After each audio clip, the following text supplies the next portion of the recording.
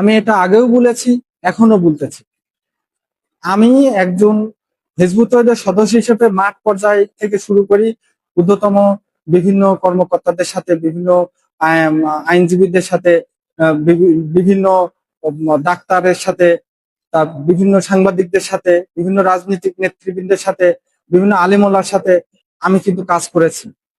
আমি এই তৃণমূল থেকে এই উচ্চ লেভেল পর্যন্ত আমি বলবো একটাই কথা, সমস্ত মানুষ এখন হিজবুত তওহীদ সম্পর্কে জানে। হিজবুত তওহীদ সম্পর্কে মানুষ এখন পরিষ্কার। হিজবুত তওহীদ সম্পর্কে মানুষের কাছে ক্লিয়ার একটা মেসেজ আছে। তারা যতই অপপ্রচার করুক না কেন, মানুষ তাদের অপপ্রচারে আর কান দিবে না। মানুষ এখন দলে দলে হিজবুত তওহীদ গ্রহণ করতেছে। আগামীতে বলবো, আগামীতে এমন একটা পরিস্থিতি আসতেছে, এই তথাকথিত আলেমরা পালানোর জায়গা পাবে না। হিজবুত তওহীদ ইমান ধ্বংসকারী বা কুফরি কোনো আন্দোলন না, বরঞ্চ যারা ইমান ধ্বংস করতেছে, যারা মানুষকে কুফরি গুমরার দিকে ঠেলে দিচ্ছে, তাদের থেকে এই মানুষগুলাকে বাঁচানোর জন্য হিজবুত তওহীদ দাঁড়িয়েছে। মানুষ হিজবুত তওহীদের সাথে এখন দলে দলে ঐক্যবদ্ধ হচ্ছে।